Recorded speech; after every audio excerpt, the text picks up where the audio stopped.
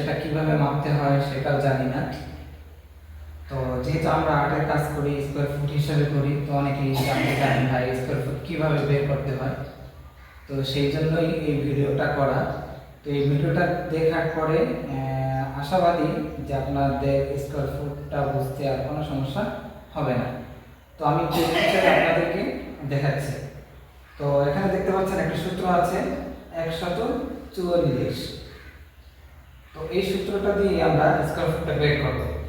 প্রথমে উচ্চতার মাপটা নেব, দেখব উচ্চতা কত ইঞ্চি, উচ্চতা কত ইঞ্চি সেটা। এরপর হচ্ছে পাশের মাপটা নেব, যে পাশে কত ইঞ্চি।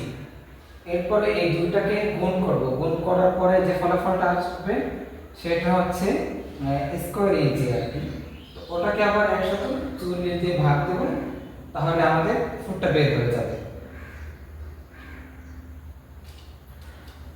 তো প্রথমে আমরা উচ্চতাটা মাপ দিয়ে নিচ্ছি।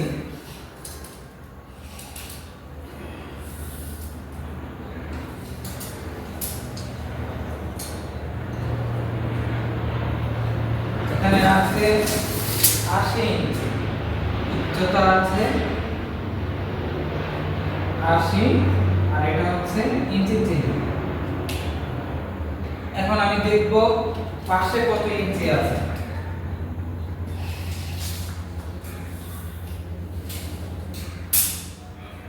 আমরা এখানে পেলাম 76 ইঞ্চি, পাশে হচ্ছে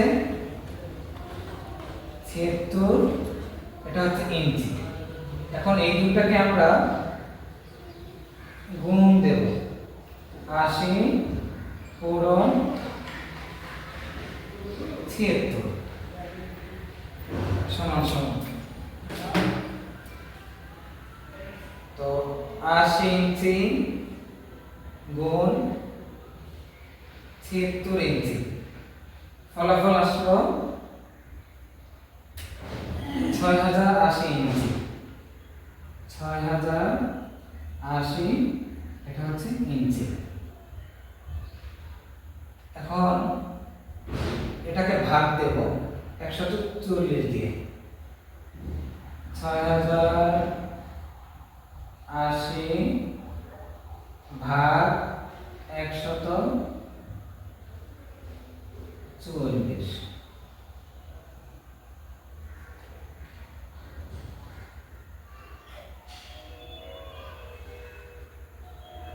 দেখুন এখানে বের হয়েছে 42 ফুট। এই যে 42 ফুট। এখানে মোট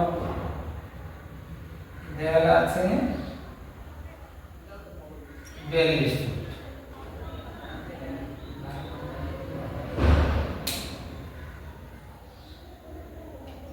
তো আপনারা দেখেছেন সূত্র হচ্ছে 144।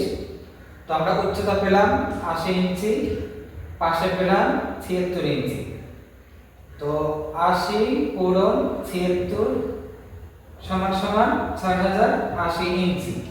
মানে এই 6080 কে আমরা এই যে 140 দিয়ে ভাগ দিয়েছি, এরপরে বের হয়েছে 42, অর্থাৎ 42 বের হয়েছে, এটা হচ্ছে ফুট। অর্থাৎ মোট এখানে দেয়াল আছে 42 স্কয়ার ফুট। আসসালামু আলাইকুম।